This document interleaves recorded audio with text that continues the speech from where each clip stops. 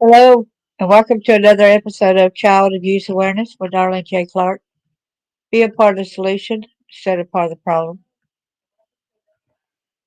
I gotta cut my sound down on my phone. It's bleeding over here. So, without further ado, Charles Rogers, codename Blackstone Lawyer. This will be another recording that I got from Blog Talk Radio.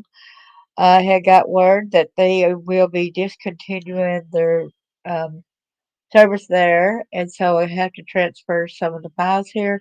Charles should be here any minute also in the comment section. So if you got a comment, a question, please feel free. It will be given a phone number through there, but that's when I have recorded the Blog Talk Radio. It is not a number you'll be able to call in to ask questions. I'll be here for any type of questions and answers. I hope everyone has a great day. We need to be sure to speak up, help survivors, help get the word out. This happens too often to our kids. Copyright disclaimer under Section 107 of the Copyright Act of 1976. Allowance is made for fair use for purposes such as criticism, comment, news reporting, scholarship, and research. Fair use is the use permitted by copyright statute that might otherwise be infringing. Nonprofit, educational, or personal use tips the balance in favor of fair use.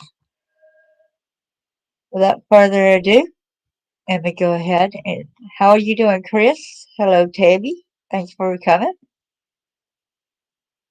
If there are people that comes in here and starts trouble, we'll keep the conversation in here as proof towards a case on these bad people.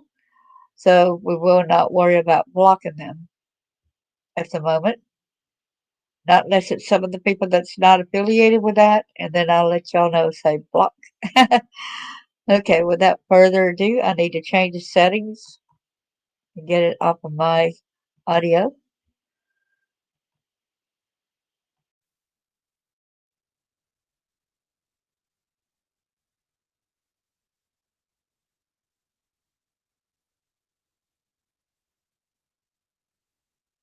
Gallatin Center for Rehabilitation and Healing is a state-of-the-art subacute and skilled nursing center proudly serving Sumner County with a 5-star quality measures rating from CMS. Leading Sumner County with their innovative rehabilitation techniques as well as their signature programming, such as the Comprehensive Amputee Rehabilitation Program and concierge services to support those throughout their healing journey. Gallatin Center provides a personalized brand of care to ensure your stay is both healing and restorative. Learn more at GallatinCenterRehab.com. We start where others stop. Blog Talk Radio.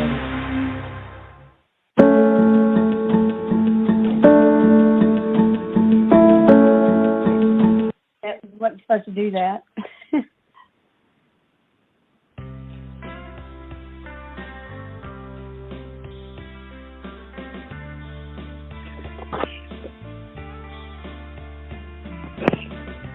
Fancy promises, believing all your lies, wanting me to sympathize with your life,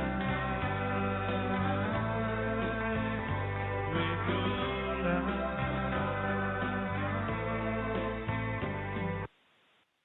I like starting out with that song I had written years ago, and because a lot the things that happen, they want us to believe their lies. They want us to have sympathy. The sickness and diseases of messing with children or doing other hate crimes continues if we just turn a blind eye. All right, I will read our main mission statement. Abuse affects our lives in so many ways. What do we do when we are too scared to tell? When we have trusted someone and they did not help? Sometimes someone asks, what did you do to get punished this way? Abuse is abuse. Abuse is not punishment. Abuse is torture, crippling, and debilitating. What advice would you give others to help them through the horrendous memories? Are you there for the person, or are you part of the knife in your friends and relatives' back, since you may have turned a blind eye to it? Are you claiming to advocate against abuse but condemn the people who tell and share their stories? Do you want to be a part of the solution or part of the problem? Let's stand united and discuss ways in which we may help others. What ways have helped you in your healing journey? Are you in a constant battle fighting the negative forces within? Stop it. Let's encourage one another. Are you an officer in the judicial system not doing your job to help the victim? That means you're not doing your duty. Your duty is to serve and protect. How do we open the public's eyes so that they can acknowledge and feel the need to help protect the children and our citizens? The children are our future. You matter. So today, our guest is Blackstone lawyer who's a survivor of Bentley Farms since 1972. He shares his horrendous knowledge of the corruption that was first directed at him since he was 6 years old, but he's got an earlier tale from the very beginning. So without further ado, welcome, Blackstone lawyer. Well, hello, Miss Darlene. How are you? I'm doing fair to Midland. How are you doing? I'm doing pretty good. A little windy, a little cool, breezy, but, you know, other than that, still hanging in there like a loose tooth, and looking forward to getting that word-of-mouth advertisement going again, and hoping we can get a lot of people educated and get the awareness spread, because that's the only way to really battle this pandemic of child abuse is awareness. Yes. I've learned that, you know, we can legislate laws, but if those laws are not enforced on certain people like they are on everyone else, then there is lawlessness. There is no justice in this country, and where the American people are starting to see that now. Yes. But I guess my story really begins before Bentley Farms. I was a developer builder's brat. My dad, he did most of his developing in Cobb County and South Cherokee County, Georgia. He started in between the mid and late 1960s until he took on a stucco contract down in Naples, Florida, and decided to move the family down there in the latter part of 1968, where he could work with his brother on this huge building to do stucco work, until he had an automobile accident where they had to take, you know, two discs out of his back and fuse two of them together, and he was in bed for almost 2 years.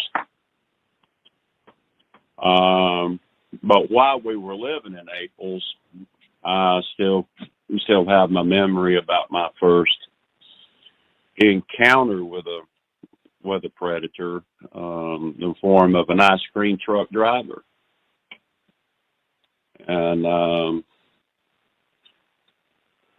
I had some neighbors that husband and wife worked. They didn't have children, so sometimes I would just go over and stand under their carport, because we didn't have much of a carport, but they did. And I'd go over, and they were fine with it. They didn't have a problem with a 3-year-old boy coming over and, you know, hanging out under their carport. So I had their permission.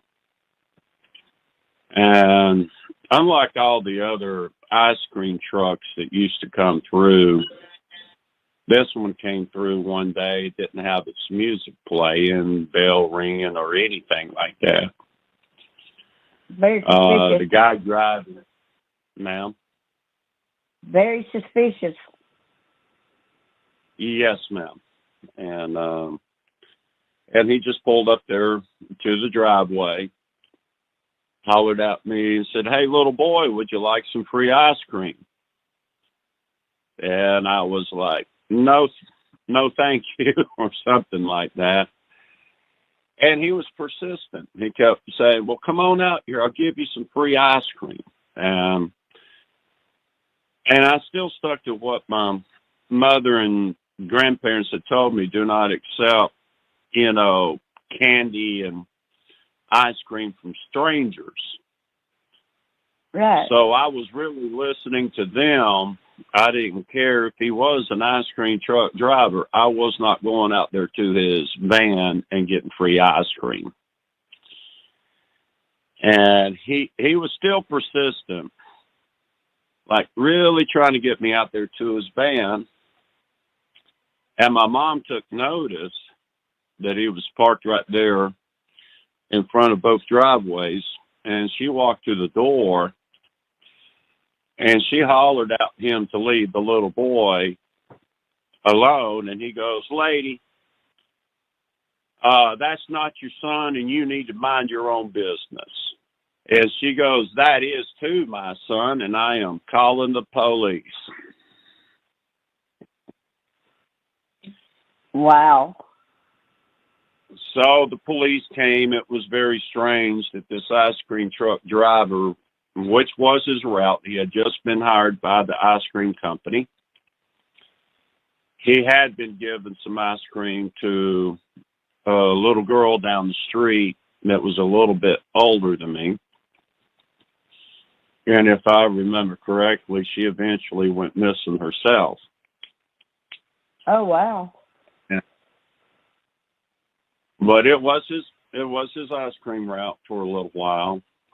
One day, my siblings, I'm the baby of the family of four, and we all had to walk down to this intersection in the neighborhood where all the other children would, wait to get their ice cream. So he had two lines. He had a line for children who had never received free ice cream, which was longer than the line of the ones who had already received it and their parents were there paying for it. And of course, my siblings got their ice cream before I did.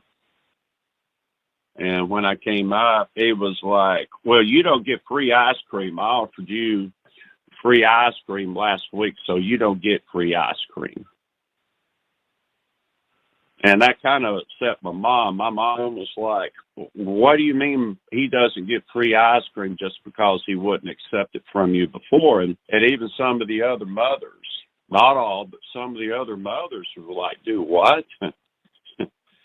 You're talking about this little boy who wouldn't accept your ice cream because you were a stranger and you're not going to give him free ice cream because of that. And they told their youngest, "Let's go. We'll take you to the store and I'll get your ice cream there."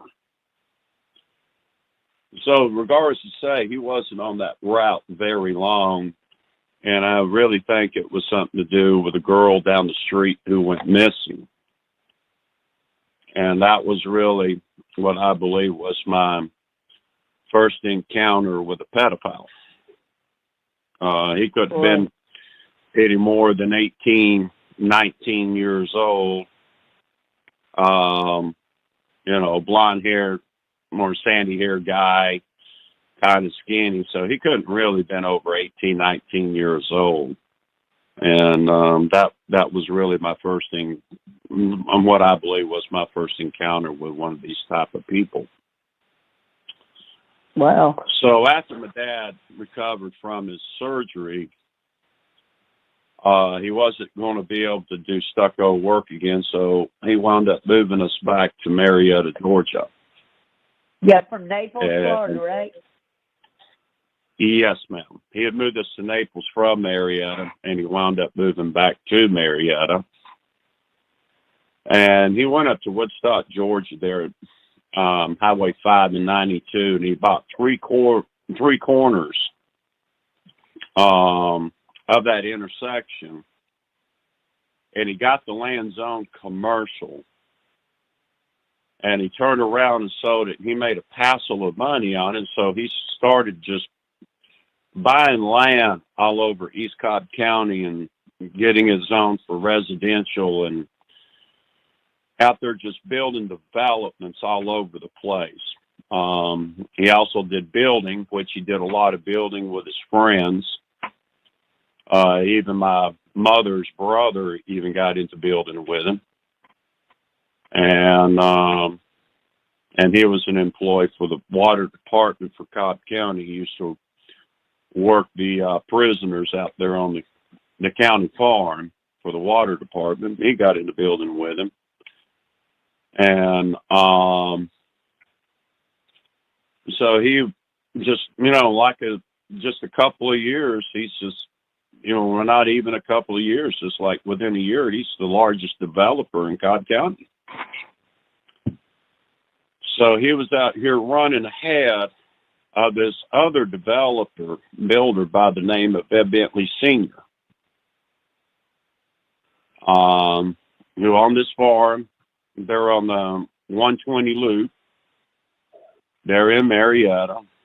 A lot of people who are familiar where White Water is, they're north of the Big Chicken.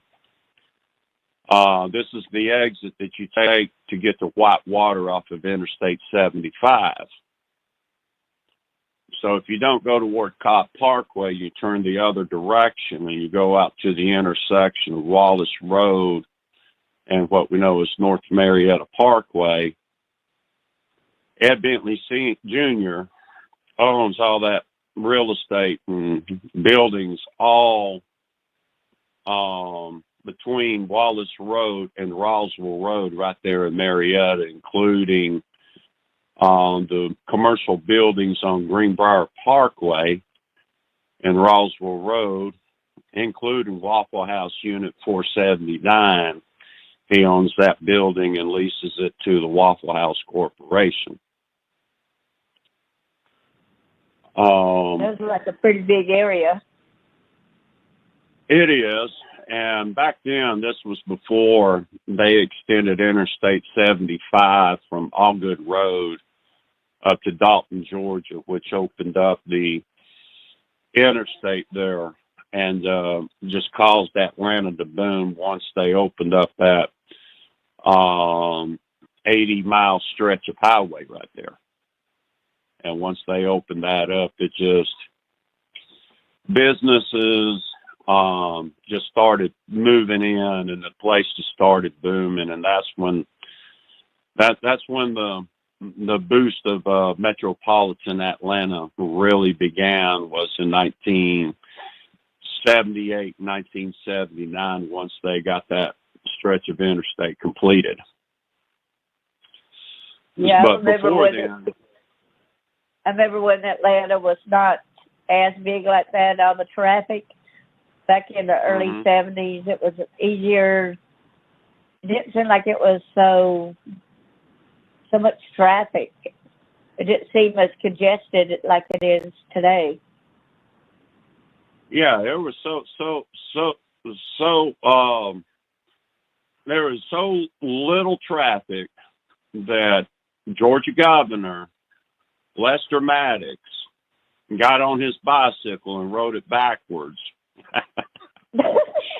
They're on Interstate 285 one day because there just really wasn't that much traffic that he could get there and ride his bicycle backwards as a fundraiser, political stunt. And that was another one of my dad's buddies, was Lester Maddox. He was governor of Georgia before Jimmy Carter. Oh, okay. Yeah. But he and my dad, they did quite a bit of business dealings together through the years, afterwards. And he wasn't governor when the stuff went down up in Morganton, Georgia, in 1975. But what had happened was, my dad had this heavy equipment operator who worked for him, and he really didn't want anybody else working for him. When you're a developer builder and you get a good, reliable, heavy equipment operator, you really don't want anybody else really working for you when they're reliable and they're skilled and stuff like that. But he was waiting on the permits for Frankie Lane and Pine Shadows subdivision off of Holly Springs Road when he completed his developments over off the Trickham Road and Shalford Road. and Jamerson Road, where he gone in and did a huge development over there in like 3 different neighborhoods. Some that he had previously developed and built before he moved us to Naples, Florida to do, take that contract for the stucco work. So he thought it would be a month to maybe 6 weeks before he would get his permits to start his other, 2 developments he was wanting to start. But really turned into about a 2-week period. Wow. Well, of course, he was paying his heavy equipment operator money, to pay his bills, put groceries on the table until he got his other permits to start his, 2 developments. But his operator went and took a contract with a builder, left him with a vacancy when he got his permits. And, when you're a developer and you got a loan at a bank and you're sitting there waiting to start a development, you're losing money. You're not, you're definitely not making it. You're actually losing money if you're not getting in there and breaking ground and getting everything done on schedule and meeting your notes to the bank. So, back then, all of the, contractors in the area at that time, there was only 2 places. Back then they would meet in Marietta for coffee and breakfast, and one was at the Dunaway Drugs on the Marietta Square, and another one was at the Dunkin' Donuts on Roswell Road across from the Town and Country Shopping Center and, New London Shopping Center as well. There where Williamson Brothers Barbecue is located today.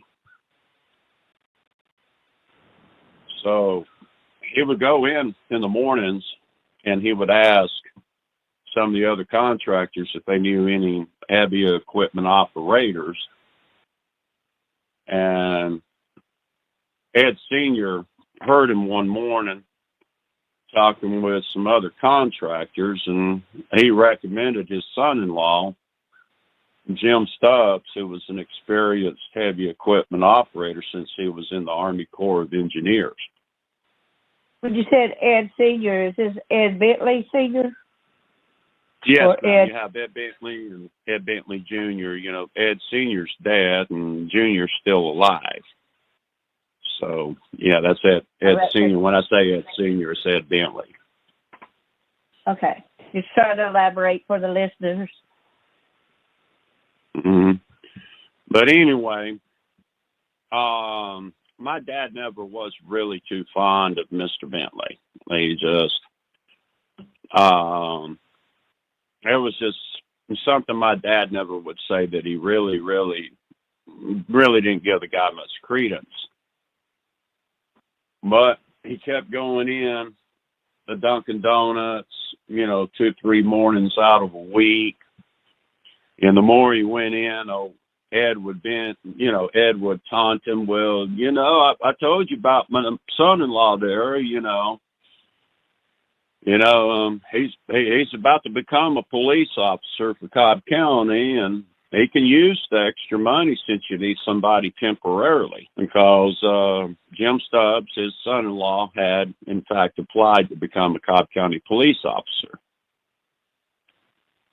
and according to Ed Sr., he had already been accepted and was just waiting for his place to start at the academy, which was not true.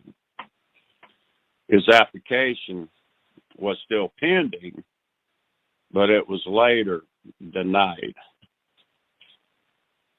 So, he was depicted as this fine Christian man who took his family to church every Sunday morning, didn't even drink, was a devoted husband to his wife and family, and there was nothing about that was true at all. What we found out after his arrest in 1972 was when he was working out in Louisiana for oil companies doing grading out there, he was carousing on his wife, come home Friday evenings, clean up, and say he was going out to the bar with the boys and stuff like that, and he was out having affairs on his wife and them with 3 children. Then he wound up having an affair with one woman that he wound up sexually abusing her 9-year-old daughter. Oh my! Well, That was a Stubbs. Hey, That was the Stubbs one, right? ma'am? So that was Stubbs. That was his son-in-law, Yes, right? Ed Bentley Yes, Sr.'s ma'am. son-in-law. Yes, ma'am. And actually, that wasn't his biological daughter. That was his niece who he had adopted after her parents had got killed in an automobile accident back in 1953. Wow. I had spoke with her back in 1998 after I came back down from Murphy, North Carolina, and went over there to her house when I found out where she lived. And I went over there and visited with her, and this is how I was able to find this out from her. But I think the couple married in 1961 or 1962, because after she graduated Sprayberry High School, she wanted to get out of the abusive situation that she endured by her uncle after he adopted her, which started when she was 10 years old. So he was essaying her himself, right? Yes, ma'am. And so she leached on to the first, adult male that she could leach on to and try to settle down, be a housewife, have a normal family, a normal life for the change. And she wound up marrying a monster just like, and it was terrible because you're talking, a member of the Ku Klux Klan. And his theory was, well, you married him, you are not divorcing him, it is death until you part. So she was stuck in a marriage until one of them had to die. That's what it boiled down to. There was no divorce as far as her adopted dad was concerned. She married him, and she was stuck with him. So he knew about the abuse that she endured, during the first years of their marriage when he got physically abusive with her. Her family knew it, and her family didn't do anything about it. I mean, she went from one abuser to another, is what it boiled down to. So they wound up having 3 children. I think Jeff was like my sister's age, which is like almost 3 years or almost 4 years older than me. I guess I'd make him my oldest brother's age, Bill. And then his other son was like to my older brother's, Fred's age. And their daughter, if I remember correctly, Marissa, she was like 8 months younger than me at 5 years of age when I was 6. People probably wondering whether or not her parents that had died in the wreck, whether they were good parents or whether they were like Ed Sr. It's just hard to say because when you have experiences like I have with these people and having an older brother that got involved with them, and as many a times as I've almost been killed by these people, including my own older brother, it really does make you wonder. Yes. But what it boiled down to, my dad's a large developer. He was competing against Ed Bentley. And so Ed determined the solution for that was to target the two youngest children of my dad and try to lure us into where he could produce some child pornographic material, and tried to set my dad up and frame him for it to get him sent to prison. So when his equipment operator took on the contract for this builder, which is, kind of suspicious to me today, but, may not have had anything to do with it for all I know. But I just know there was that, vacancy that my dad became desperate and needing a heavy equipment operator, and did wind up hiring Jim Stubbs to run heavy equipment for him until his other operator could come back to work. And he was in the impression that he had already been accepted by the police department and that he was going to go to work to become a police officer, and it was just a temporary position, a temporary employee. It was not permanent. So I, before he hired him, I had come down with my second bout of double pneumonia. It was a very deadly bout. They didn't think I was going to survive. Instead of putting me in a hospital, there was this clinic up in Woodstock, Georgia, off of Arnold Mill Road, Bodie Medical Clinic. And the doctor, I can't remember his first name, but his name was Dr. Bodie. And he had this little clinic that provided the same, care as a hospital. It had their ICU unit where nurses would monitor the patients 24/7. It was built in a circle, so the nurses' station was in the center of the building, and they could tend to the people in the rooms surrounding the center. But they also had other rooms that provided regular care without, being closely monitored. Which, of course, the second bout with double pneumonia I had, I wasn't in the ICU, but I was in a regular room. So when I went in at my first deadly bout, he was still looking for a heavy equipment operator. And I remember him telling me about the guy that was recommending this one man for him he wasn't going to consider. Then he turned around and one day told me he was going to consider hiring him. And that's what he did. He wound up hiring Jim Stubbs.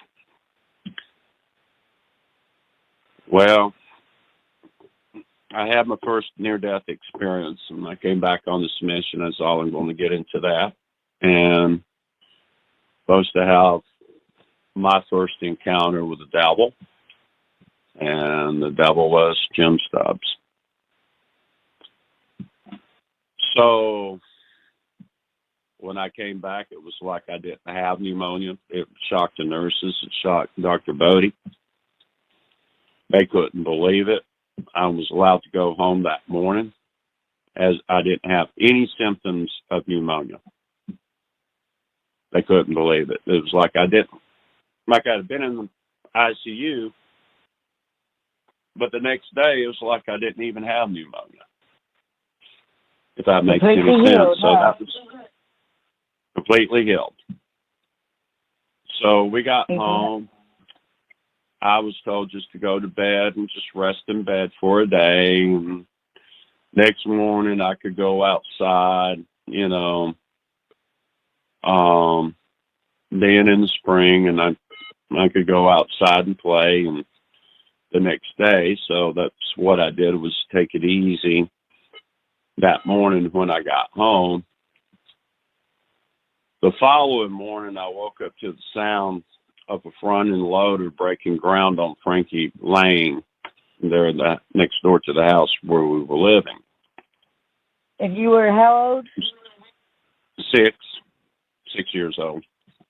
Okay, thank you. So I got up and got my breakfast and my dad was standing outside, watching, the front end loader operator do his thing, who was Mr. Stubbs. So I went out there and stood with him.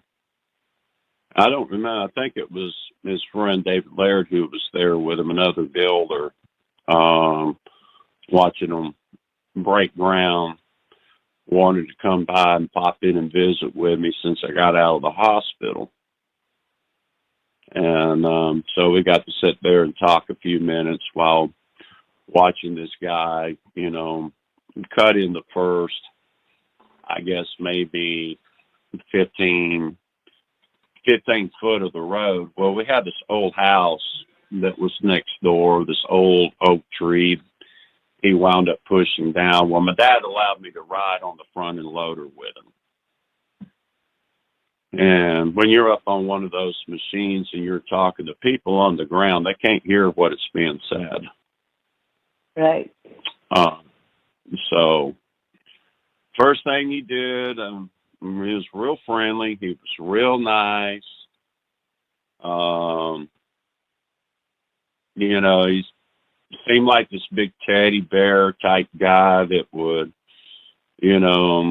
putting on like he was my new friend and about to become a police officer and had children my age. He would love me to meet. They would be my new friends. So he started the grooming process from the very moment that I sat in his lap to ride on that machine while he was, cutting in Frankie Lane. Little did your daddy know that either, No, he was clueless. He really didn't start out with him with a lot of trust, but he didn't have any reason to distrust him because, he was under this false impression that, he was like him, family, and he's about to become a police officer. So that was a plus in his book. So that kind of broke his guard down a little bit there. But still not enough to really, for him to feel totally safe with the guy, because he didn't know him and he knew he was, well experienced, and from what he was seeing, he was really talented heavy equipment operator, and which of course he would be, being in the Army Corps of Engineers. And so that wasn't the only development that they were doing. There was Pine Shadows they broke ground on across the road. Then they went over and finished the second phase of Sandy Claims Estates, and I got to ride on heavy equipment there with him. And one day he had his wife bring their children out with some lunch and stuff, and we all broke, and I got to meet the children and his wife, and they seemed like a normal couple, normal family. The children were nice, and but we didn't get to talk long, and we got back and went to work, and I got to ride my dad on one of those big dirt pans. And when I wasn't riding with him, I was, riding with Mr. Stubbs, and it was, the whole process was, gaining my trust. Right. It was when he got out of the academy, he got his patrol car. He would come by sometimes and would pick me up and take me out on patrol with him. And that was his promises, oh, yeah, I'll let you go. I'll even come by sometime and get you. You can ride out with me while I'm on patrol. When you're a 6-year-old boy, you're like, oh, cool. Yeah, I'm going to get to ride in the, front of a police car with an officer while he's on patrol, And exactly. Yeah, and you're not going to think anything bad because, one, you don't know what sex is about. You don't even know really what abuse is at that age. I mean, you're you're still, only been in this world 6 years, so you really don't have much knowledge about what's out here in this world. You're just a little kid. And that's how it was targeted. And that was who was targeting me, was his father-in-law. He was doing this for him and his father-in-law. So one week, he even went as far to tell my dad he had to take that week and go through his training. It convinced my dad that on the weekends he was taking some training, but he had some special arrangements to where he could go in and receive some of his training and stuff. And he hadn't even been accepted. It was a bunch of hogwash. He wound up purchasing, and I think it was a 1970 Ford Fairlane commission patrol car. Still had the decals, still had the little single blue light on the roof. I don't think it had the little cage thing in it. I don't think the 1960s models did. Now, I think they came out with those later in the 1970s. But he managed to borrow a pair of trousers and a shirt from 2 officers. So one day he drove over to our house in this decommissioned patrol car, pretending to be out there working with the police. My oldest brother and I was there when he came by, and just to show me that he was, working that week with the police, that it wasn't going to be long. He was going to be a police officer, and then I'd be able to ride with him in a new patrol car, and he would have his badge, his gun, and all the stuff that he didn't have. He didn't even have police radio. But it was enough to really enthuse me to want to come and spend the night with him and his family, because that was the whole thing, was, grew me into coming and spending the night with his family. Right. And now back then they used to have these concrete horse stalls you could see from 120 Loop. You couldn't help but miss them. I mean, they were out there plain as day. And at the ends closest to the road, the one to the right had a 4-bedroom living quarters where the ranch hands would live. Then adjacent to it in the other concrete stables was a game room that had a air hockey table, ping pong table, and a dartboard.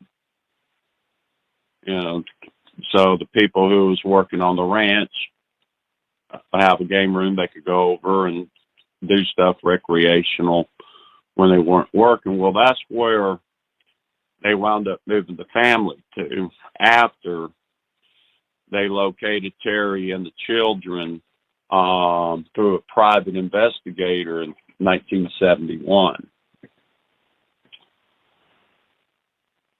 And what had happened was, when she found out that he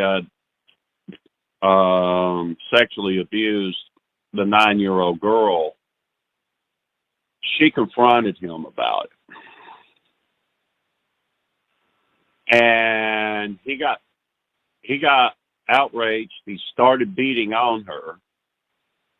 The 2 sons tried to come in and defend her. Of course they would. And the neighbors heard the commotion, so they called the police. They come out and they arrest him for what we call today domestic violence and cruelty to children. Judge grants her a protective order for her and the children against him. She files for divorce. So she moved around 40 miles away to another town to where she could still drive and show up to his court appearances. But she was very reluctant. No, this is before this one. No, this is before. I just want to get you caught up to why they were living there, where they were living. Okay. So she made a mistake.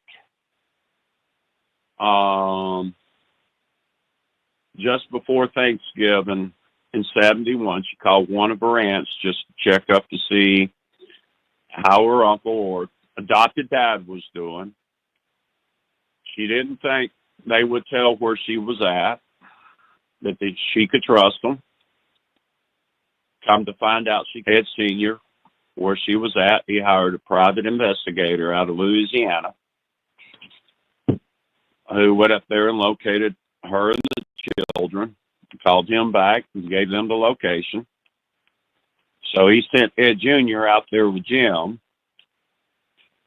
Ed arrived, knocked on the door. She let Ed in.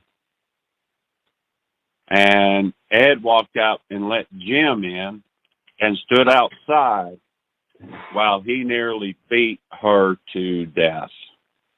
Wow. She was only given one or two options. Kill her then, or she could be a loyal wife and support everything that he was doing. If he killed her, he would go ahead and still rape their daughter, or he could let her live, and he would wait till after she turned 5 to rape her. Wow. That's the options that Terry was given.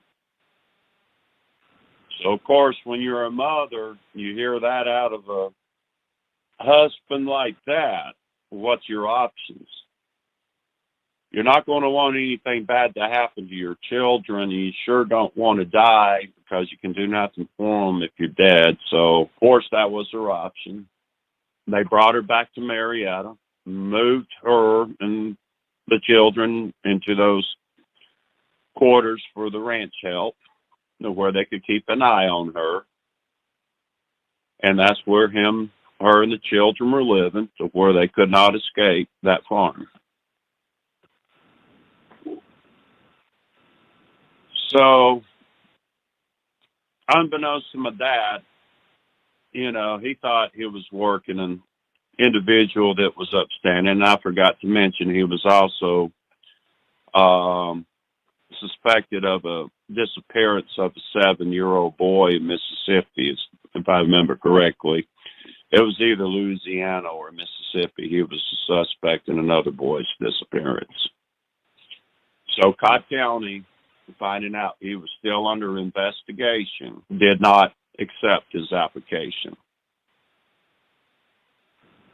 So he had applied again, and it was still pending, but he had never been accepted for employment by the Cobb County Police Department, like Ed Bentley had led my dad to believe. So my parents went against their better judgment. They allowed me to go and spend the night over there on Bentley Farm with the Stubbs family. And I got over there and met the children again. I got to sit in the patrol car for a minute or two and just check things out. But I was always asking too many questions, so he really didn't want me in the car too long. So he'd much rather have me out in the game room playing with the children. And one of the conditions, or I'm going to say two of the conditions that he was told that I could spend the night was, one, I did not bathe with any of his children. 2, I would sleep in a bed in a room by myself, not in a room with the other children.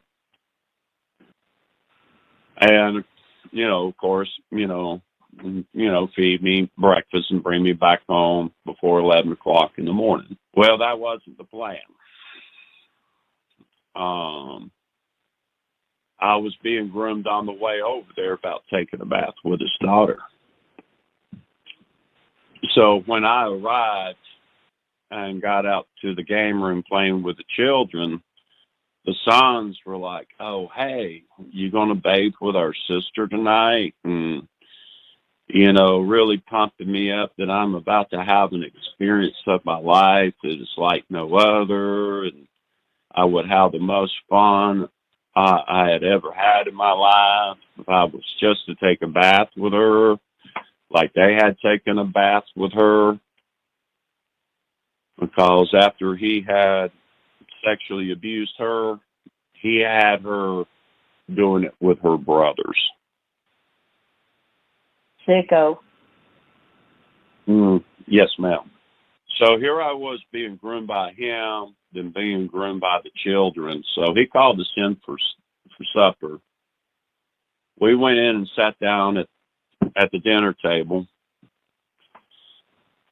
So right after the family says the blessing, because I was used to, the family saying the blessing, before eating. So he said a blessing. So when he said the blessing, he looked at me and he asked me if I was going to bathe with his daughter that night. And something told me I better tell him yes. So I told him I would, and he just kind of smirked at me. He goes, "It's a good thing you just said yes, Charles, because you know what I was about to do if you said no?" I was like, "No." He goes, "I would have snatched you up and taken you outside and beat you in the head with a shop hammer and told your parents that you ran off." Wow. If anybody wants to call in to support him or ask him any questions, you can call 563-999-3517. Again, the number is 563-999-3517.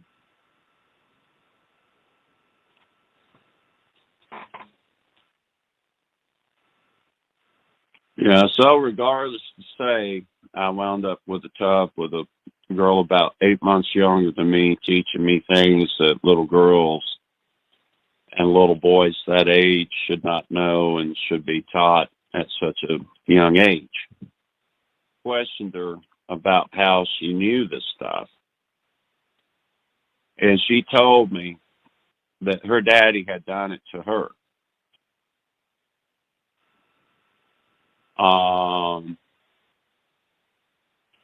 And this was after Ed Sr. and Junior came over right after we got in the tub, and they peeped in the door at us. That she started, having me do these things to her, and she started doing these things to me, and I started asking her how she learned this stuff. And when she said that, it upset him. He had me to get out of the tub immediately and got me dressed and put me to bed. And we got up the next morning, had our breakfast. He took a different route home, the longer way around. And before our arrival, he looked at me in his rearview mirror and told me that if I ever wanted to come back and spend the night with he and his family, I would not tell anyone about the bath, about what had happened in the bathtub or anything to that nature. That I better not tell any of my siblings, any of my friends at school or church, cousins, aunts, or uncles, or anyone, because if I did and my dad found out, he would kill him.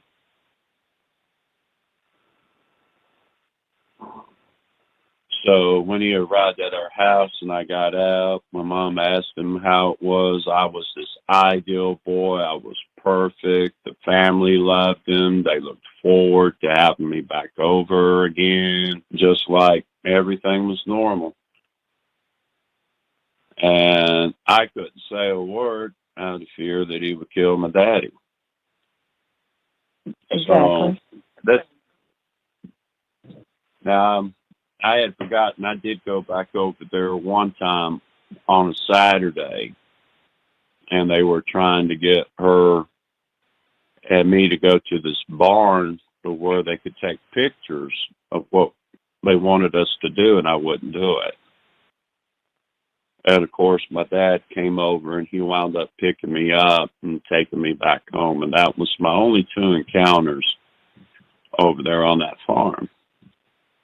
Well, while he was working in Pine Shadows, I really didn't feel keen about riding on heavy equipment with Mr. Stubbs after this, but I did get on the front end loader with him one more time.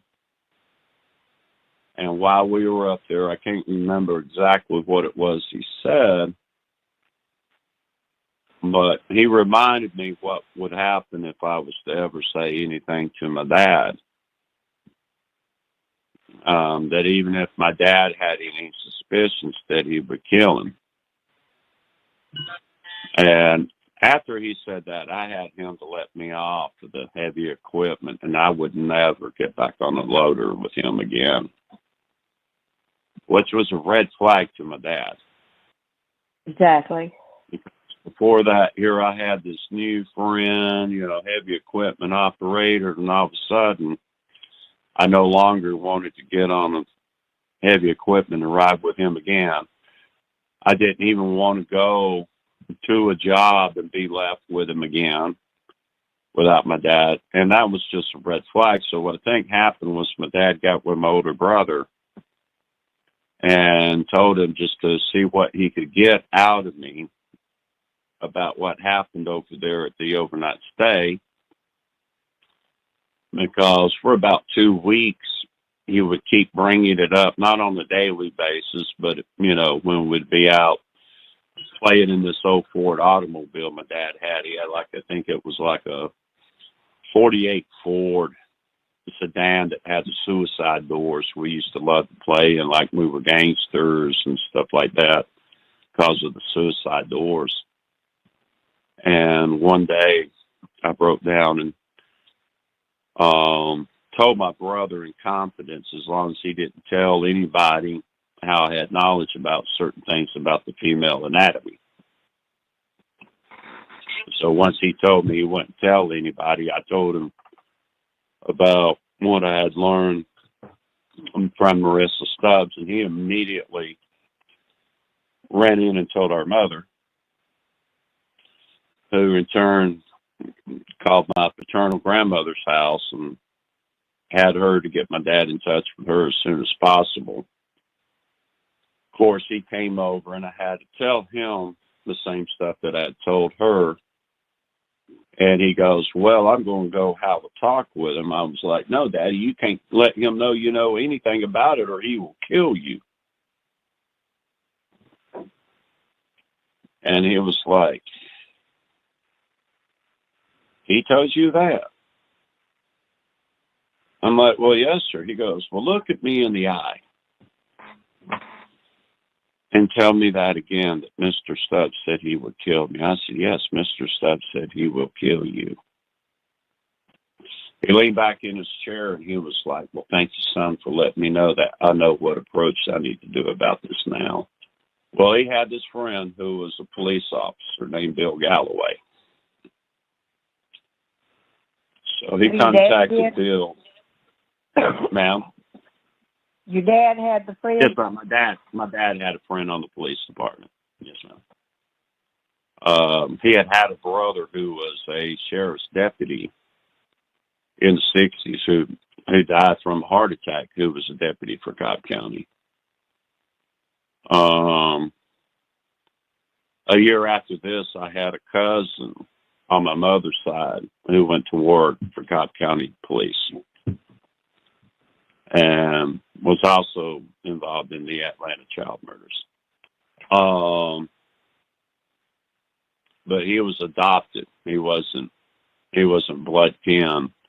He was step cousin and my uncle, the one who built houses with my dad, and actually the brother that of the sister my dad named Frankie Lane after was actually after Robert's sister. Oh. And so he got with Bill Galloway. He got with his superiors. My dad went out and he finished the job. He set everything up. We went to my grandmother's house for the rest of the day until he lined everything up. Then just about after 6 o'clock, he had us all back home with my aunt, sitting in his office with her 2 pistols. There was this church next door with a cemetery where the vehicles that everybody else was driving parked behind the church to where they couldn't be seen from the road nor the house when he pulled in and parked that night. But he was actually followed over there by Officer Galloway, who parked his car out on the side of the road. And after he went in the house, came down and stood outside and listened. A lot of my, some of my uncles and cousins, I think it was like 2 or 3 detectives were standing outside, had their guns drawn on him the whole time he was in our living room, because the curtains were open to where they could see through the windows about what was going on. And of course, when my dad called him up to come over, he had to have a talk with him. He came over with his .45 in a shoulder holster concealed in his jacket, because he had suspected that my dad had found out. So he did show up armed. He did some direction threats when my dad confronted him about it. And my aunt had said if he stepped in, if all she had to do was see sight of him, she wasn't going to ask any questions. She was going to shoot him. So when he went to step in the hallway to see if anybody else was in the house, my dad would tell him, you better not go past that point. And he was like, why is that? You do that, it'd be the last thing you see when you see who's in that room. Well, who's in that room, we'll go over there and take a look, and you'll see, but it'll be the last person you see. So once he realized that he was about to go to jail, he was like, well, you can lock me up, but you can't keep me locked up forever. They're going to let me out sooner or later.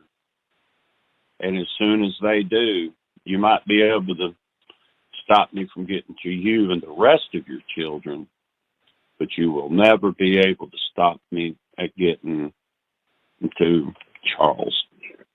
I will get him. So that's pretty much when my dad told him he better get out that front door. Everybody that was outside was wondering why he didn't shoot him then. But he walked out into police custody. He was taken to the Cobb County Jail, booked in. They went over there and they picked up his wife. They turned around and charged her too. Ed Sr. wound up with the custody of their children. That's horrible. It is. They put her in Georgia Regional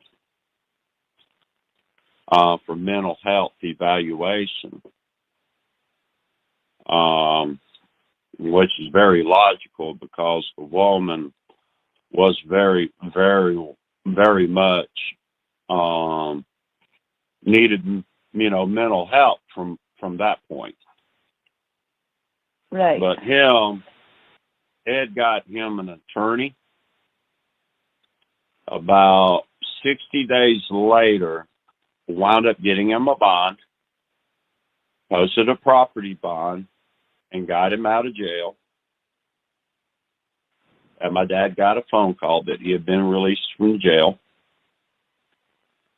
So my dad called the DA's office, and they was like, well,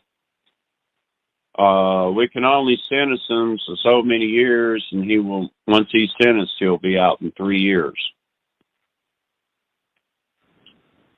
Well, that wasn't something my dad wanted to hear. So he called some of his friends that were attorneys, and they told him that it would be kind of hard to make him really serve a lot of time in prison until I could get to an age to defend myself. So there was 2 brothers that he knew that were builders that built houses with him. They were from Morganton, Georgia. They knew 2 cattle ranches that were for sale. He could buy one and move us on one, have another one.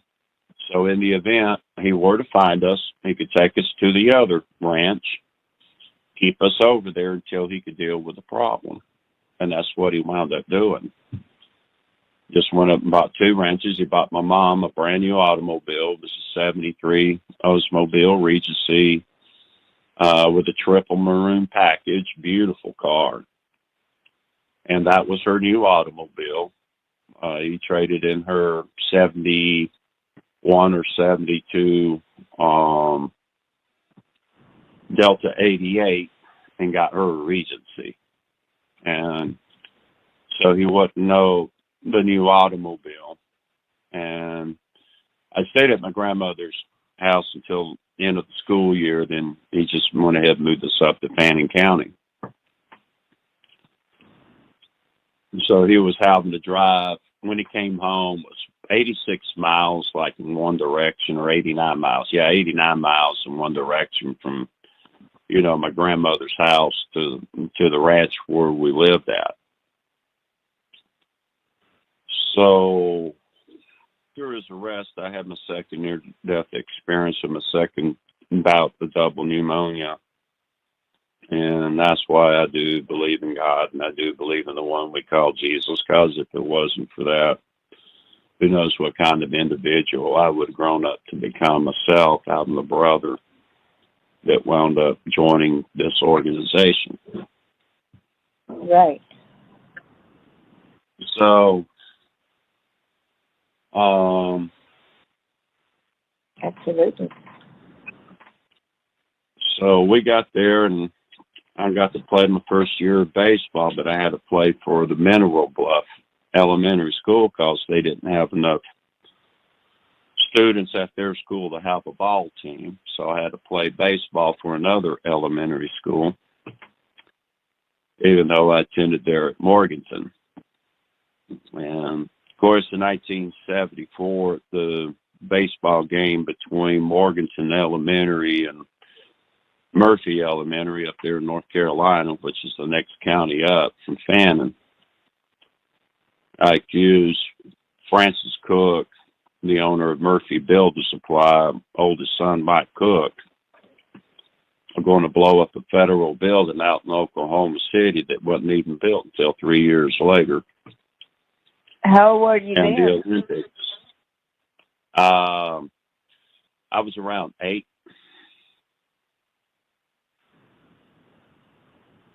Mike was 9. And he did, in fact, do exactly what I accused him of going to do at that ball game. He did engage in the attack of the Alfred P. Murray Federal Building.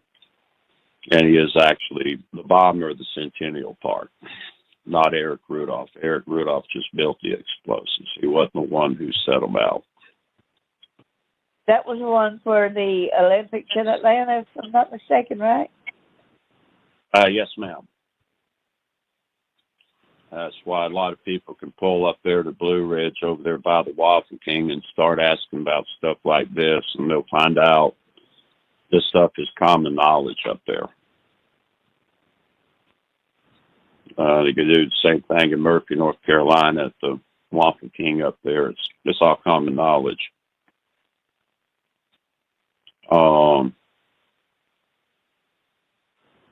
But anyway, I think that's how it was easier for him to locate us because, Ed was tied in with that much.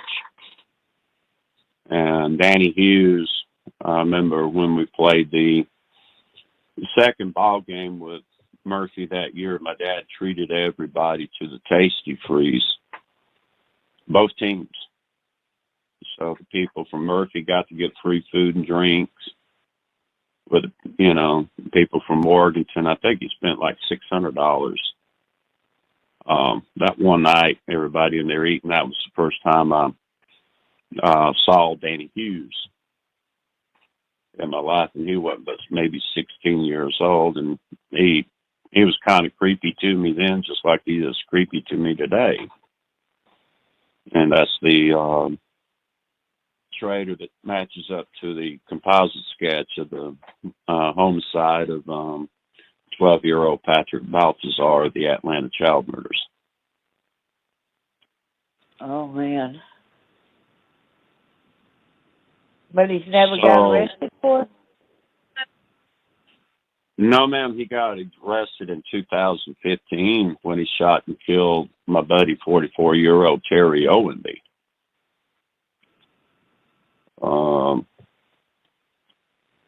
He had accused Terry back in October of '96 of getting one of his nieces strung out on drugs, which Terry always denied. We were in the Waffle King one evening having coffee. Terry became a coffee drinking buddy of mine. And he approached us and was accusing me of being a federal agent and accused Terry of being getting one of his nieces strung out on dope, and said it didn't matter how long it would, one of these days he would kill him. And he did in 2015. Terry was driving out Highway 74 from Murphy out to the Copper Basin area when his automobile struck a culvert in the road and damaged his car, and he pulled up into King's Leathercraft. Adam was waiting on a wrecker to come out and tow his vehicle. A couple of his buddies was there. Some words were exchanged between him and Danny, and Daddy just pulled out a gun and shot him right there and killed him. He was acquitted in 2021 of second-degree murder, but the state of North Carolina can still go back in and charge him with first-degree murder.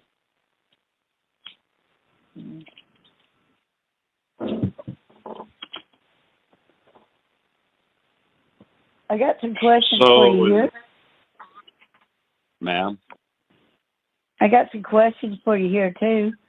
Okay. What year did you start advocating against child abuse? Latter part of 1988 and 1989. And what brought you to do that? Well, there was this company called Star Enterprises. They used to do fundraising for different charity organizations. We had done work for the 1989 Bulletproof Vest program for the Cherokee County Sheriff's Department. And they had this project up in Chattanooga, Tennessee for this awareness magazine for child abuse publishing, and wanted me to go up there and do some work on getting up the rest of the money to get this magazine produced up in Chattanooga. So I got involved in that and got to reading up on the literature. So I wanted to set up this program with the Cobb County schools to educate the PTA and the teachers about, the signs and symptoms of child abuse and the various forms of child abuse at that, including sexual abuse. So word got over there to Ed Bentley Sr. that I was out advocating and educating people about child abuse, and I had threats toward me about it. So would you say that Bentley Farms is associated with child trafficking and also with high-profile missing children? I have no choice but to corroborate that.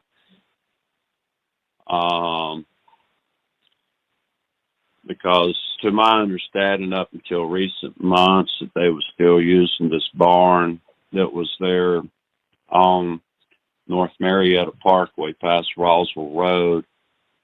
And it's like I was talking with this couple 3 nights ago about it. A lot of people have ridden out through that stretch of road right there, and they've always seen this barn on the side of the road that was all the time catching on fire but never burned down. The lot in that barn would catch on fire, according to the Bentleys, was from vandals. But there's nobody going on Bentley Farm without Ed Bentley knowing it. And that just does not happen. It is too well guarded, too well watched. They're the ones that was going over there burning that lot to destroy forensic evidence. I found this out in 1991 out of John Ramsey's oldest daughter, Beth Ramsey, and her boyfriend, Matt Darrington. Because what had happened, Jim Stubbs, he had found us up in Morganton in 1975. He got up there to Morganton, started asking some of the local people around the area where we lived at. My dad found out.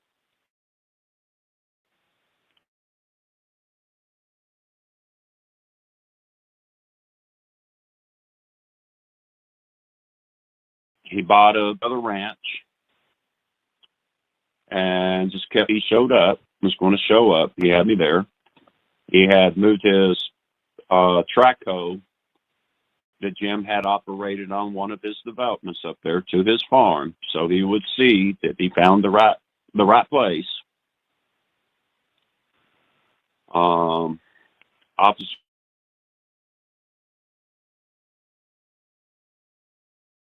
Galloway, he left Marietta. He followed him all the way up Highway 5 to 76.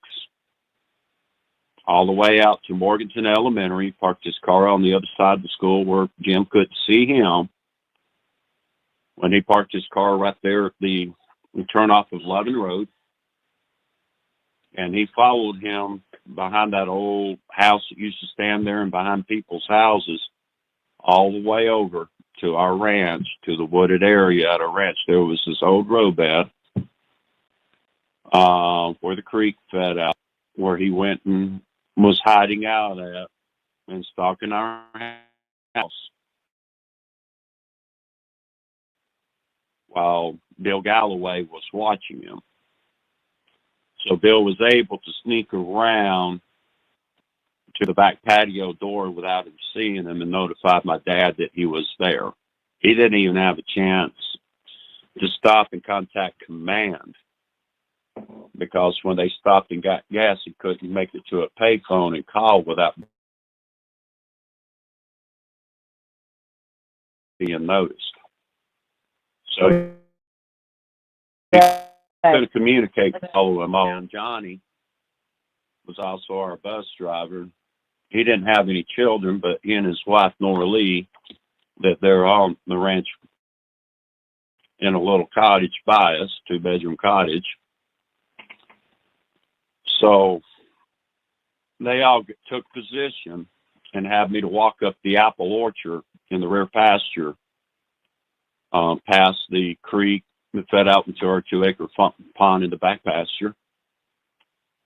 And that's when he came out of hiding, and he came up and he approached me. And he pulled his gun to shoot me. And they warned him not to pull his gun on me, but it was really suicide by cop, really. His last words was he was going to teach me a lesson that I was not supposed to open my mouth about certain things because he could not go to prison for the crimes that he committed because he might not would survive in prison. So that's when he Yeah, but lifted his gun to shoot. And he didn't care nothing Now- about the kids. He didn't care anything about the kids who he harmed and killed and all the different people like that. But he just cared about himself. Yeah, I mean, I can't understand. How are you going to teach someone a lesson if you're going to kill them? I mean, Yeah. especially a 9-year-old boy. Well, this was during the summer, and so school was out. But everybody in that area knew that he came over there and was killed. Everybody knew it. Because in those little towns and places like that, word travels fast. Well, before they shot him, I turned my back because I didn't want to see him shot. Right. So I was at school, and some of my classmates had asked me, what happened to this guy? Because, his car was parked there for like over a week before the sheriff's department found it abandoned. So, of course, Joe Kirby, who was sheriff at the time, was, missing person from Cobb County. His car is found there in, Morganton. He has to investigate, being sheriff. So they got some of the classmates to get out of me exactly what happened. Well, they asked me, some of them asked me if he came. I was like, well, yeah, well, did he try to kill you? Well, yeah. Well, did you see it? Well, no, I turned my back. Well, that's not what the sheriff heard. So, next thing we know, they're showing up with a little rubber tire backhoe trying to dig him up. And my dad had buried this dead cow 13 feet over him, 6 feet deep with that track hoe. Because Officer Galloway told him, they could still try to build a case against him for bringing that track hoe up there. Well, if it would have been Cobb County, they would have, but not Fannin County. Fannin County would have been, well, heck yeah. Best way to deal with it. But not Cobb. Cobb would be like, if you had no business. Well, my dad's defense would have been, well, I had a right to do work on my farm with my track hoe if I want to. You can't tell me what I can or cannot do. And still Cobb County wouldn't have had a case. But they would have tried. My dad did not want to fork the money and the heartache and the headache of having to deal with a grand jury indictment, having to defend himself in court, and him a developer builder. So he just made the spur of the moment decision. He told Bill Galloway, hey, if they fire you at the police department, you'll work for me. I'll pay you good. Bill couldn't argue with that, so they buried him almost 20 feet deep. I mean, my daddy buried him deep. He's still buried there, by the way. So when they got out there and they dug up those bones from that dead cow, they thought they found something. They come down there to the house, and they told my dad, the detective did, well, we found some bones up there, so we think we found something. And my dad was like, oh, where'd you dig at? How deep did you dig? So when he told him, he go, oh, you dug up an old cow bone and you think you found something. And he goes, I thought you meant you found a human bone or something. No, you just went up there and dug you up a few cow bones and you thought you found something, which of course I didn't set too good with Joe Kirby once that detective walked back up there and told him. He came back down there to the house with him and he told him, we're taking your son up here and we're going to ask him some questions. Well, my dad couldn't tell him no, so they did. We got up there where they dug up some of the bones of the dead cow, and that man, he looked at me and said, "All right, boy, where is he?" I just looked at him and said, "Why should I tell you if you're going to try to send my daddy to prison?"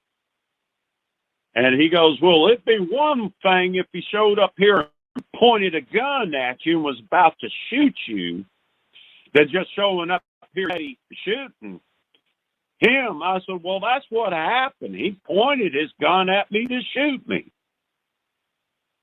"Oh, really? And exactly what did he say before he did?" So I told him.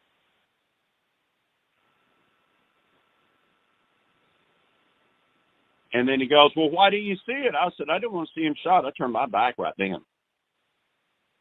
And he was like, "You mean when he pulled his gun to shoot you is when you turned your back?" I said, "Yes, sir." That detective, he was a very distinguished looking gentleman. He just shook his head and he looked at me. And he goes, "Charles, just don't take that we're over here trying to arrest your dad. We're just trying to get to the truth." And because he's got family down in Marietta wanting to know the truth. I have an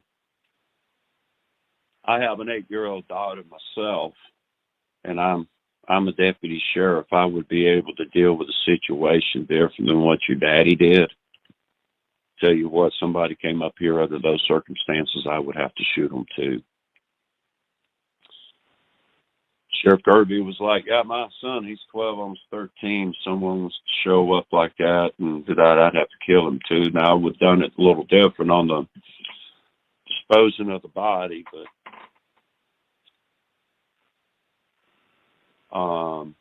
your daddy's not going to prison. Your daddy didn't do anything I wouldn't have done myself. And he looked over that tractor operator. He goes, "Bury up that dead cow, get that thing loaded up. Let's get out of here." Yeah, he did try to get him for, I guess, desecration of a corpse or something like that, some minor charge, and the grand jury would not indict. So that cleared it up. Right. He did wind up hiring another ranch hand because after that, Johnny and Orly wound up moving over by her daddy's house. My dad bought them a brand new single wide they could live in by her daddy up near Union County. I went and visited with her a couple of years ago. She couldn't remember me, but she's still alive. But Johnny, he died back in 76, 77 from cancer. Tore me up. The guy he hired after that, he had a daughter my age. They moved in the cottage, and we were not allowed to communicate with his daughter. And he was sexually abusing my older brother, Fred. So when he got arrested...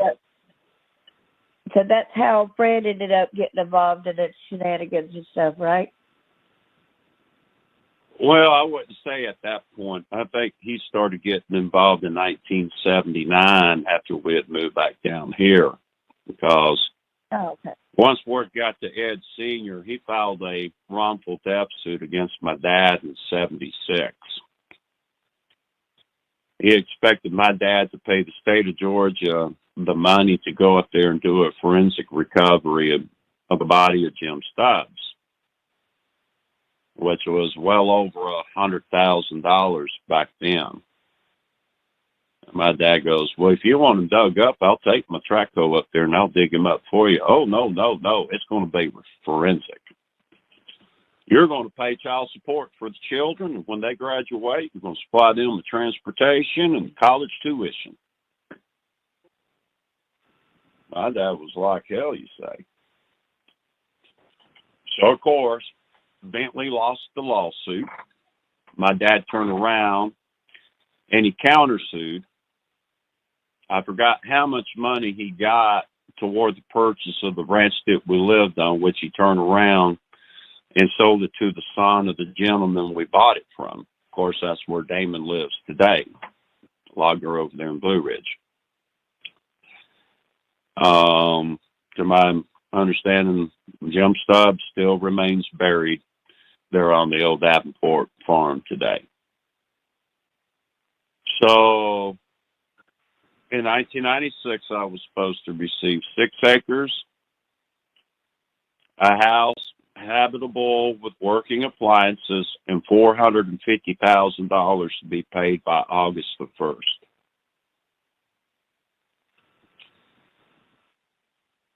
So in 1991, I had left working at Waffle House over there at Unit 479, and I had went to work with my uncle, Morris Veach, over selling Kirby vacuum cleaners out in Athens, Georgia. And I eventually wound up moving out there and becoming a field counselor, which was a sales manager for Chandler Enterprise, the Kirby vacuum distributorship back then. So it was very rare for me to come back to Marietta. I had popped in time to time and visited with the staff that I had worked with at the Waffle House, and but I was very, very busy. Very rarely did I come back to Marietta.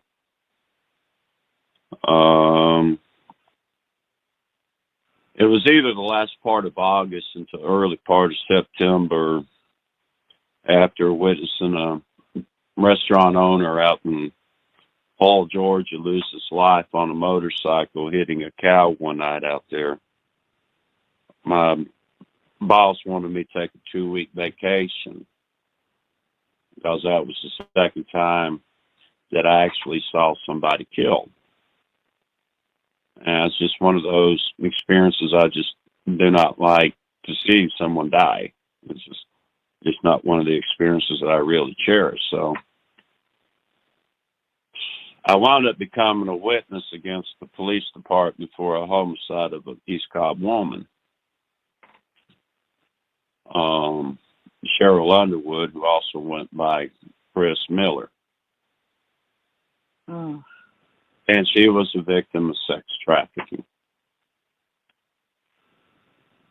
Sergeant Glenn Turner, the one that died from ethylene glycol by his wife, Lynn Turner, was involved in that homicide. They did not discover her body until 1992, where they had buried her off of Scuffle Grit Road.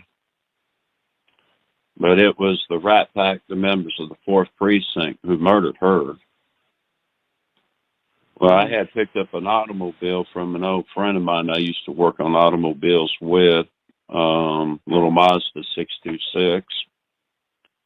And when I got back to Athens, I had an oil leak that needed to be fixed, so I had to bring it back to Marietta, back to Gene, and have him fix it. So Gene had this 71 Cutlass convertible he would let me use time to time, so that's what I was driving.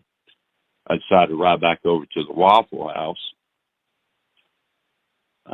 visit with people I'd worked with, see what they'd been up to, and they was telling me about this, young pretty woman that had been coming in for like the past little over 3 months looking for me.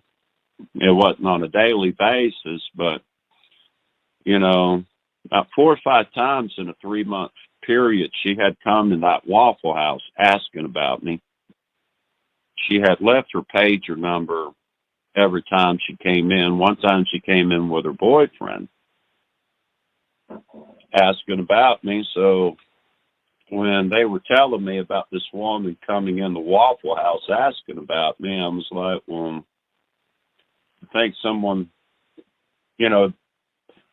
would be coming out trying to recruit me in to be a celebrity or something. I'm beginning to wonder if it was an ex-girlfriend or woman looking for me, for some ungodly reason. I was clueless. Why would this world,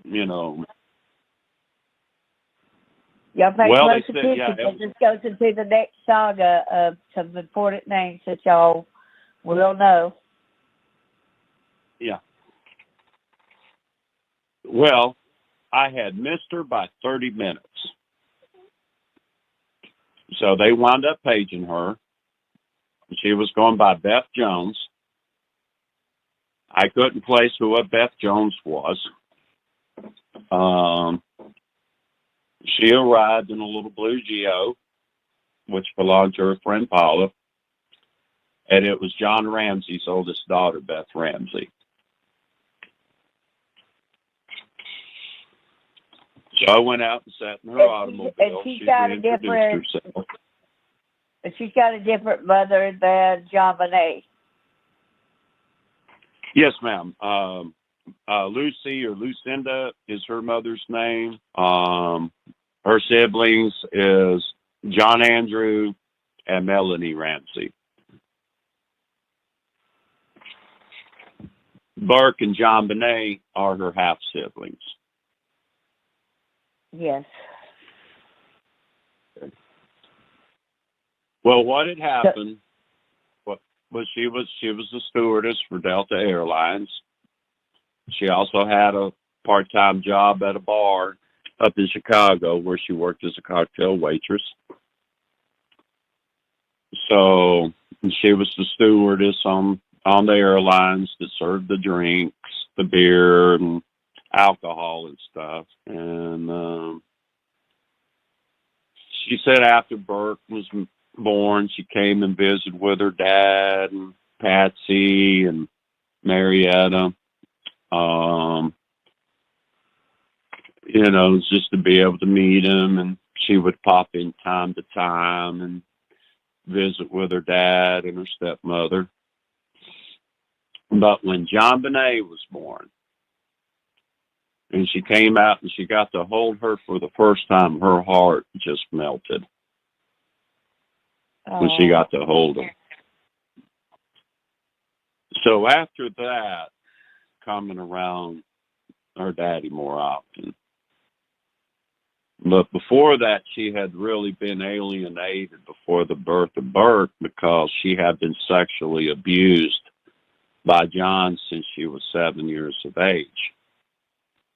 Wow. Until her mother found out in 1978.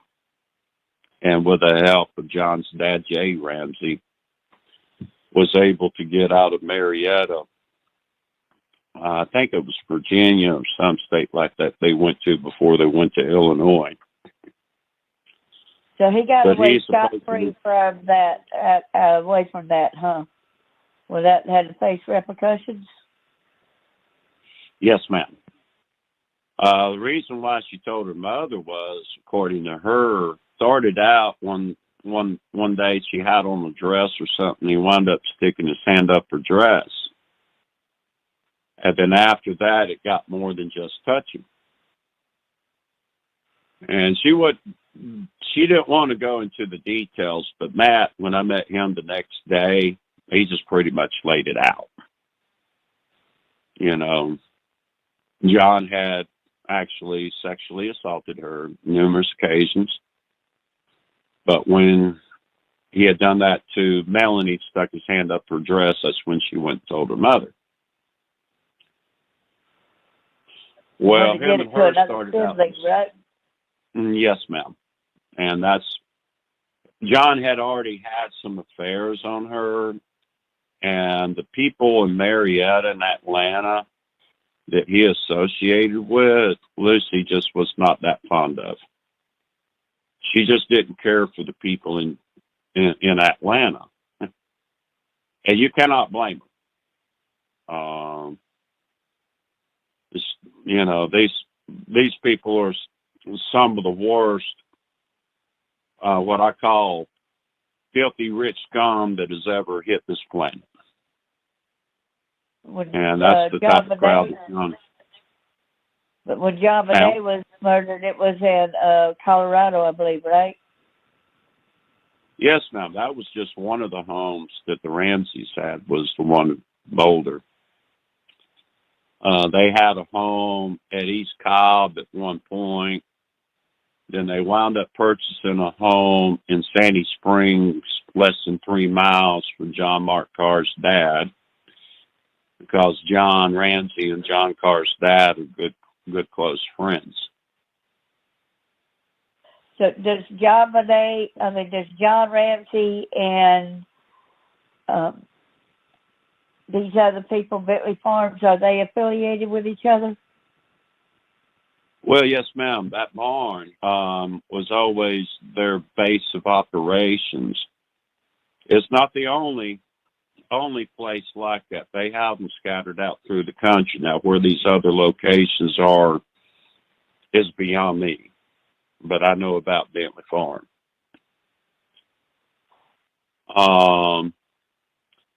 When she was visiting with her daddy, she got to overhear one of his phone conversations one night because she was sitting outside the room of his study watching television, and the door was partially open while he was having a telephone conversation, and my name came up.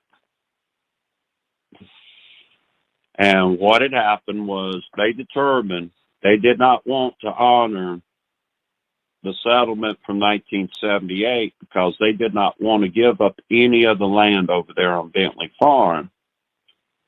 So what they did was they bribed my older brother to get rid of me, and they would just give him the $450,000. Yeah, that's Fred, right? Yes, ma'am.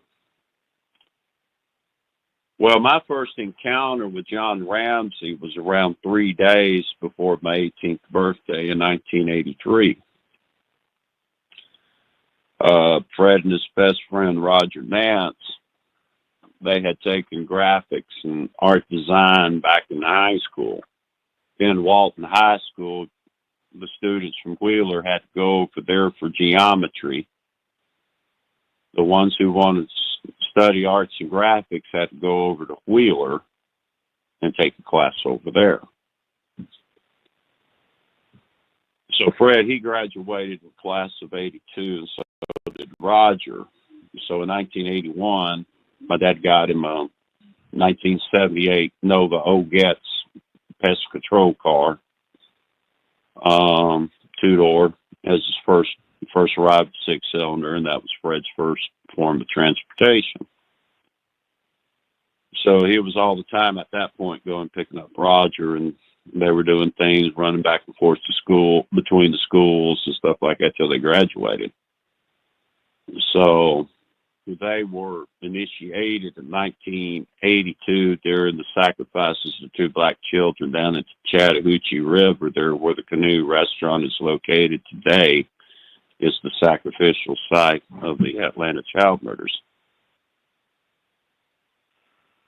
Yeah, they said that there was is that located anywhere where they used to have those stones that they were talking about in Atlanta?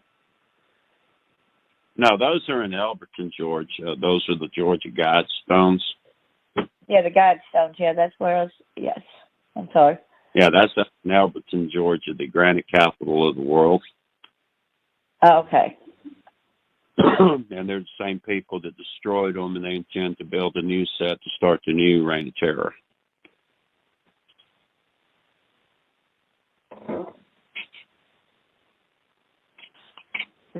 So to get back where you were with Beth Ramsey, she went ahead and contacted you because of her daddy mentioning your name, right? That's why she got with you?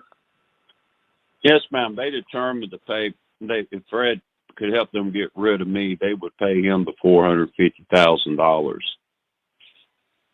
So when she reintroduced herself as Beth Ramsey, she asked me if I'd ever heard of the John Ramsey, and I said the only John Ramsey that I can think of was the John Ramsey I bet over here at Layton Graphics that was trying to kill me before my 18th birthday back in 1983. And she goes, yeah, that's my dad. Now, you talking about scared when I first got engaged with a conversation with this young lady. I mean, she really scared me there at one point. because she started talking about Jim Stubbs and what had happened to Jim Stubbs. She knew all that. And I only had shared that with only a select few of my friends. I just did not go out running my mouth to people I went to school with. I was just, I mean, that was just one of those things that I just kept to myself. And the last thing in the world I wanted to do was humiliate my older brother and go out and tell people what had happened to him in 1976 with Bart Taylor. I never mentioned that until 2018 when I found out that my brother was out there telling people that I was putting the tub with all 3 children and they were doing all kinds of things to me, which was a lie. He knew better. But that was just among the lies that he and his colleagues were putting out on me. They even was telling people at one point I went and stole a bunch of stuff from this one guy who was a drug dealer and turned around and got him busted. They had been telling people right after I got out of high school that I was homosexual or bisexual.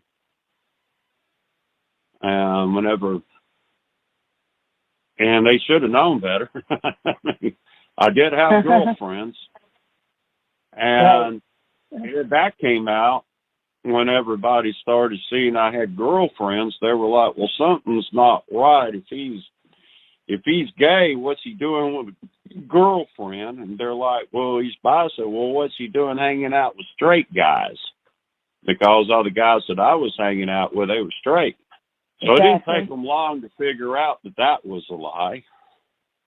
But still, I mean, the humiliation is just, what these people will say and do and all that is just, totally amazing how cold-hearted they can be against somebody that, really is innocent of anything. I mean, I did not ask for this. I was 6 years old. And all these years I've been told, well, you had no business dragging yourself into this. So I didn't drag myself into anything. No, it's not your fault what the perpetrators did to you. No. I did not just jump up one day in the 1990s to say that I was going to go out and stop 26 out of 31 terrorist attacks and get a hydrogen bomb surrendered to the ATF on the night of the 28th of January, 1998. No, I just didn't just jump up in the 1990s and thought that I was just going to go do my civic duty. I was dragged into this mess.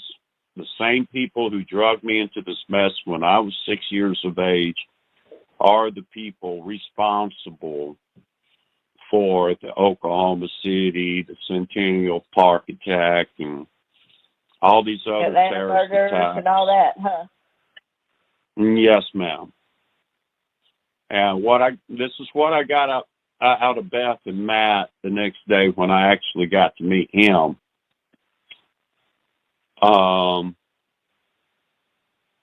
Is he got to doing some of his own investigation into her dad and her granddad.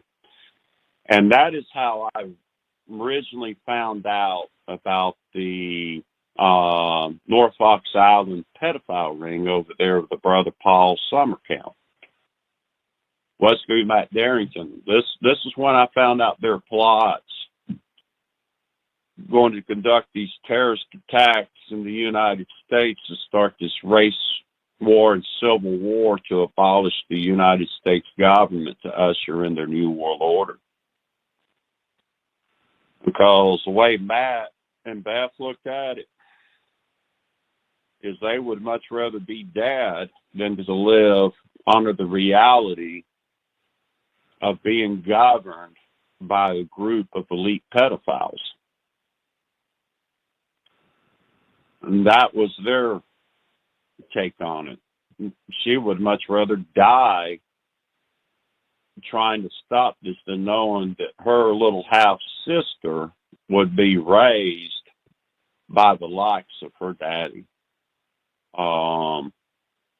She did not have a lot of confidence in Patsy, because Patsy, she was one of those mothers that to her was irresponsible, that was all up into John's friends and right up there, you know, what she called the brown noser of these people. And she just did not have any confidence in Patsy whatsoever. Her ultimate goal was... I'm going to let you know we got about 10 minutes left. Oh, okay. But her ultimate goal was to get her daddy and that bunch busted to where she could raise John Bonet herself.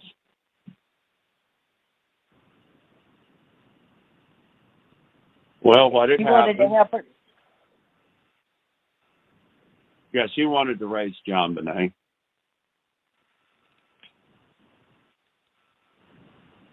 Yeah, she had a threat of what John was going to do with John Bonet, right? Yes, ma'am. What had happened during the 3.5 months that they was searching for me, they were going to alert me about the contract that they had put out on me. And there had been a little girl that they had been holding over there on Bentley Farm, Caucasian girl. And they were not able to rescue. I'm thinking this was around September the 17th, if I can remember correctly, when I made contact with her, and then the day after that with Matt. They had 2 black teenagers, boys over there that they were holding. One was 15 years old from Orlando, Florida area, just east of Orlando. Another one was over from Birmingham, and both of them were in foster care. So they were not reported as missing. They were being held over there on that barn on Bentley Farm. I did not even have time to try to make any contacts with any of my cousins or friends or anything to even try to rescue them. So she decided she was deliberating whether she would go and confide with John Andrew or not.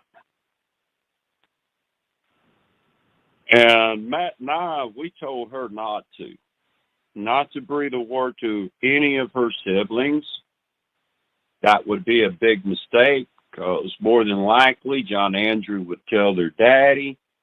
And if her daddy found out, we could get killed while trying to rescue those 2 teenagers.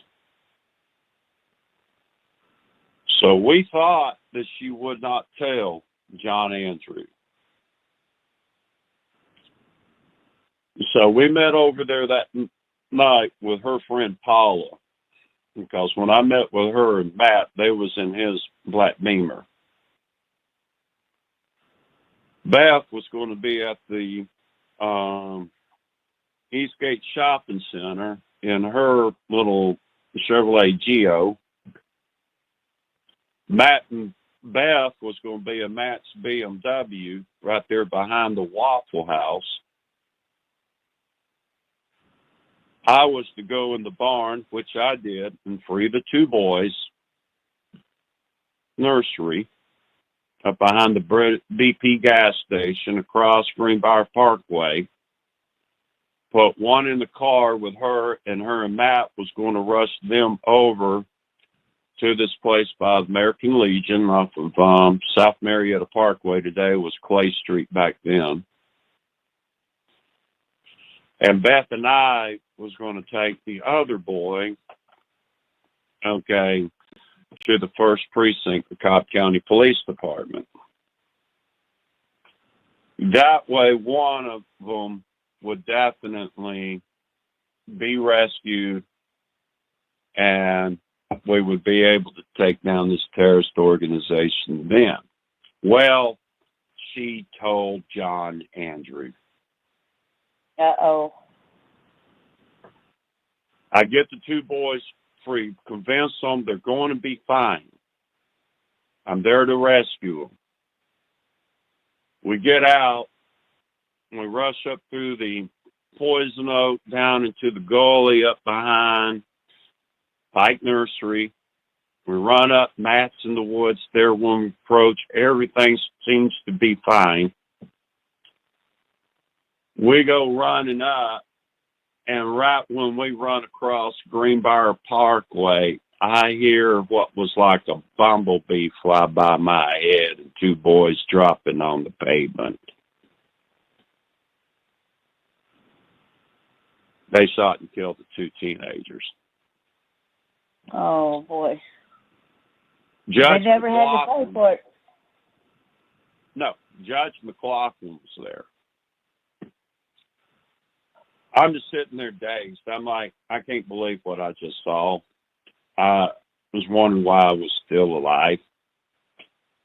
Lee comes walking up to me, and he goes, well, Charles, since you got yourself involved with this, those records on your court settlement over here about Bentley Farm are going to be destroyed. And you better not breathe a word to your daddy, we'll kill him. But we found out today that you were going to be involved in this, so we're going to destroy those records. Her daddy's going to be here shortly, and he's got something he wants to say to you, too. John arrived. And what had happened between John and me was when I met him in 1983 at Layton Graphics. I was being told I was going to meet one of the guys involved in the Atlanta child murders. I did not want to meet him, but I had just got my automobile. My brother was driving my automobile. I was passenger of my automobile. Just got it that day, the 77 Grand Prix. So I wound up meeting this guy there at Layton Graphics, and we stepped out across the road to where we could talk without being on cameras, on the security cameras outside. And I got to sit there and listen to him boast and brag about the children he had murdered.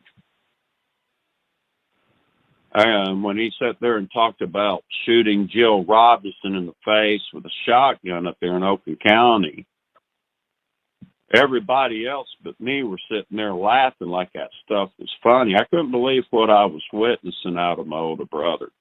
I couldn't believe it. This was the type of conduct that I would expect out of him when he was wanting me to fight somebody. When I was growing up, that's what he would do, because he'd know I'd fight somebody that would talk about doing something to a child. He knew that. And he should have known then that's the way I was going to. I mean, I was still 17, but I was a scrapper. You know, I would have had no problem fighting John Ramsey at 17 years of age. Hey, we might have to leave it at this. Remember where we left off, and we take up next Sunday? Yeah, we can do that. Just remind me about the 11-year-old blonde up in West Virginia that kicked his butt and got away, and we'll take it up from there. Yeah, go ahead and tell that story about so we can leave it on a positive note right there. Okay. Anyway, Roger asked him about happened with this girl that got away. And remember correctly, it's West Virginia. He said where it was. I don't remember what part it was. But he found her at an ice cream parlor.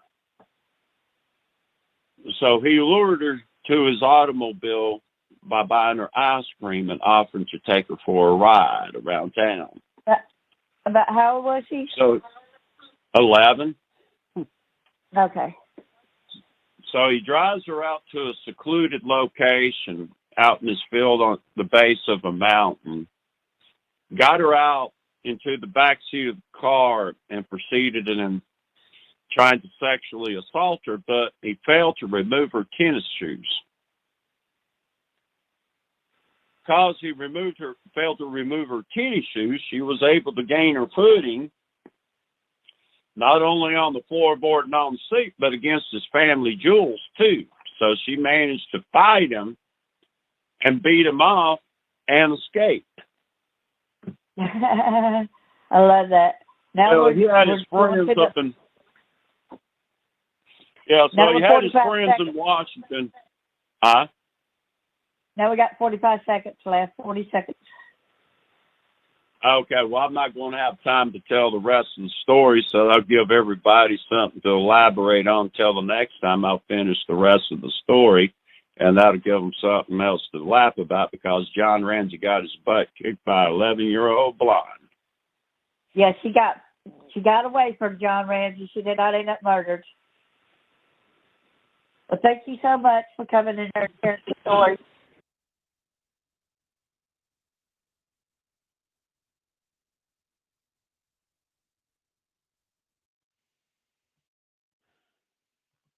I want to thank everybody for coming. I felt like this was important to get out. In a few days, I'm trying to get a lot of my videos that's at Blog Talk Radio over here since they're gonna discontinue that site. And so I'm passing it on to y'all so that y'all could hear a lot of this. And I want to thank Charles Rogers, Blackstone lawyer, for talking with us and sharing this information with us. Be sure you like, subscribe, and share. Prayers for the children, prayers that John Bonet gets justice, the right justice, not the justice that John Ramsey himself wants, the daddy, but the justice that he deserves to get from hurting all these other kids. Well, thanks everybody, and God bless each and every one of you. And also, Judge McLaughlin and all them other people that's involved over there in Cobb County. Thank you, and God bless y'all.